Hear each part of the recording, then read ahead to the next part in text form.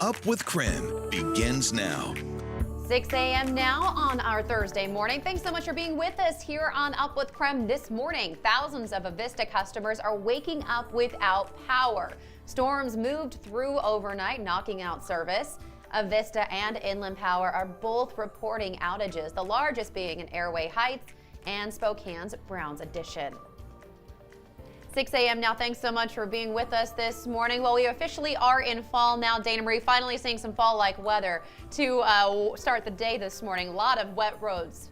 That's exactly right, Jen. We saw really windy conditions overnight. I mean, gusts anywhere from 25 to 35 miles per hour, which is why we might have seen some power outages. When I was driving here to work, I saw some branches on the road, definitely wet pavement. So this is what was going on for the last 5 hours. So that weather system, that first big weather system we saw overnight, has passed through, which is going to give us some partly cloudy conditions today. And we're not really going to see rain in the Spokane area. Coeur d'Alene, Sandpoint might see some scattered showers later in the afternoon, but today we're having a little bit of break because we're going to see rain Friday and Saturday as well. Take a look at your sustained wind speeds. It is windy outside right now. It's 17 miles per hour in Spokane. I could definitely feel it. 17 in Kettle Falls. 19 mile per hour sustained winds in Pomeroy and 15 in Pullman. So just take note of that. If you're outside this morning, maybe going on your jog or on a walk, grab a little bit more of a jacket. It's only 54 degrees right now, but those winds are definitely howling. Okay, 64 degrees for your high today. That's going to be at 2 p.m. So that cold front has pushed through and is now here with us when we saw that weather system, and it's going to stick around for the next couple of days. It's really even going to drop in temperature. Take a look at this, 58 degrees for your Friday, and rainy as well. Most of your afternoon, it's going to have heavy rain. So if you're planning on doing anything outside today, I'm playing tennis today. Do it, not tomorrow. Okay, we're going to break down the full 7-day forecast coming up, and I'll tell you exactly when the rain is going to be hitting your area. I'll send it back to you. All right, Dana Marie, thank you so much. Well, new this morning, starting next month, kindergarten students will return to in-person instruction in both the Spokane Public Schools and Central Valley School Districts. Yeah, that announcement came just last night during a school board meeting, and the conversation started after Spokane County Health Officer Dr. Bob Lutz released a statement yesterday saying he supported schools allowing kindergarten through second grade to return to in-person classes. In his statement, he says, quote, "We are watching the data closely, and although our county remains in the high range, we feel confident in the plans these school districts have developed for a safe return to in-person learning."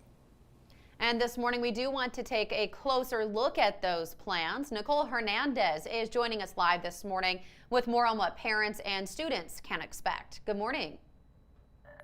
Good morning, Jen and Joshua. So both Spokane Public Schools and Central Valley School Districts are both planning on starting to phase in that in-person learning for those younger students. Now, both districts have similar plans, but they are doing things slightly differently. So both districts are planning on starting that in-person for those younger students within the next 2 weeks, but they'll be doing it on different days. Both districts will be for just kindergartners only to start off as a test run.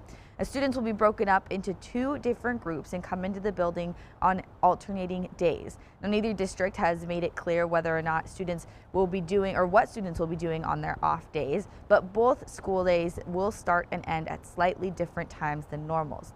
Now, Spokane Public Schools will use a technique called cohorting, meaning students will only interact in person with the people in their classroom, so there will be no mixing of students during lunches or recesses.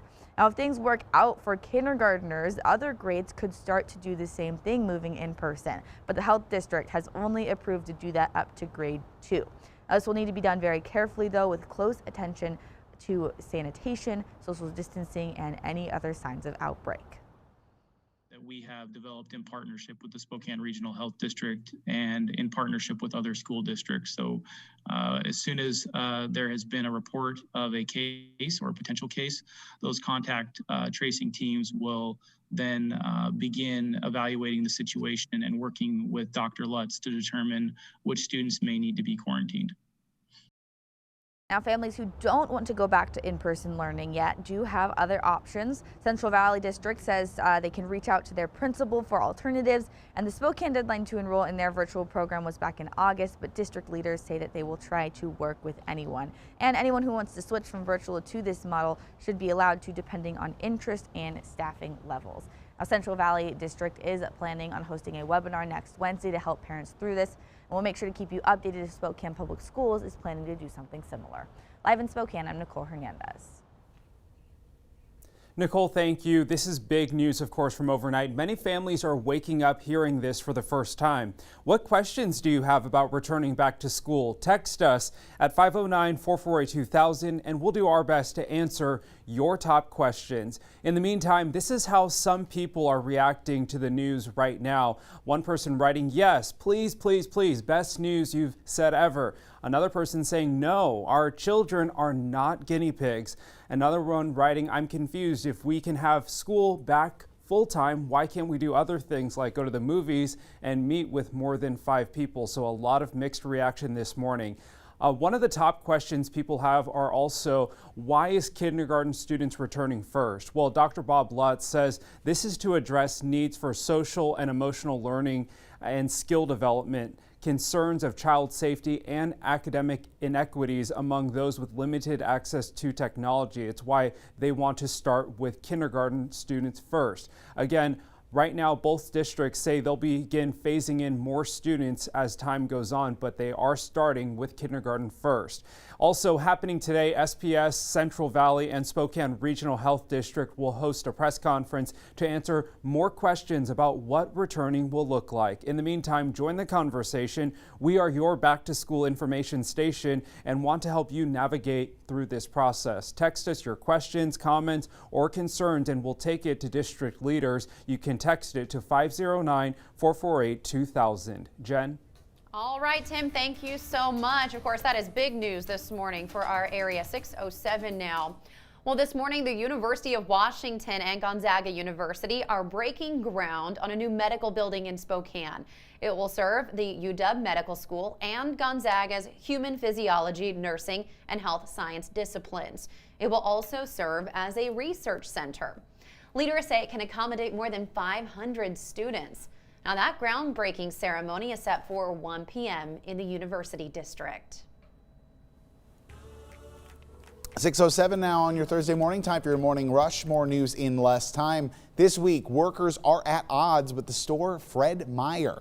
Employees say that the store's ban on Black Lives Matter buttons violates federal labor law and their union contract. The store offered a replacement for the buttons with a wristband.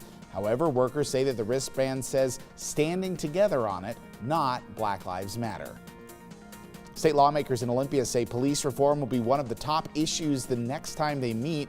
Representative Roger Goodman from Seattle says there are dozens of bills that have been discussed. Important bill topics include the legislation to ban the use of tear gas, no-knock warrants, and chokeholds. I am confident that we are going to pass legislation to increase accountability for police, to improve the profession. Lawmakers say that this will be one of the top issues if legislatures meet this fall for a special session or next year during the regular session. The body of a Post Falls native has been recovered from a peak in Utah. Kyle Wimpenny went missing on September 13th after he says he made plans to submit Kings Peak in Utah. Now, in a Facebook post, the Summit County Sheriff's Office says it appears Kyle fell nearly 1,000 feet while attempting that climb. Recovery work for the communities of Malden and Pine City are now underway. Agencies in Whitman are helping both communities move forward after representatives of both towns officially met the requirements to request individual assistance from FEMA. Governor Jay Inslee is asking FEMA to help clear away some of the debris. More information will be given to residents throughout future community meetings. That next one is set for this Saturday at 11 a.m. That's your morning rush. More news in less time. Let us know what's happening in your neighborhood by using the hashtag #UpWithKrem on social media. 6:09 now. Well, this morning, protesters around the country, are demanding justice for Breonna Taylor. Police shot and killed her earlier this year in Louisville during a raid. Now, authorities say the warrant that was issued was to the wrong address. The hashtag Breonna Taylor Matters is now trending online. Now, overnight protests erupted across the country. This is after authorities announced no officers will be charged for Taylor's death. Now, a former officer is facing a charge for firing his weapon into her neighbor's apartment. In Spokane, protesters gathered in Riverfront Park. They carried signs and chanted Black Lives Matter and justice for Breonna Taylor. Now, in Louisville this morning, 2 police officers are recovering after being shot during a protest. The city's police chief says both are in stable condition. Earlier this week, the city declared a state of emergency in anticipation of this grand jury decision. Now, overnight, police arrested nearly 100 people. They also arrested 1 person in connection to the officer's shooting. Our sister station in Louisville posted these images online. It's a growing memorial outside of Taylor's apartment. There are candles, flowers, and a sign reading "Justice for Queen Breonna." And many protesters say this will not stop until justice is served. We also heard from Taylor's cousin, who spoke from a protest in Michigan. Until we get legislative changes, then Breonna will have died in vain. Our job is to continue to fight.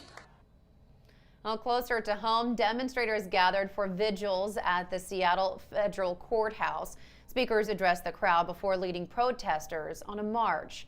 Police later stopped the protest. They say this is after demonstrators threw rocks, bottles, and other objects at officers.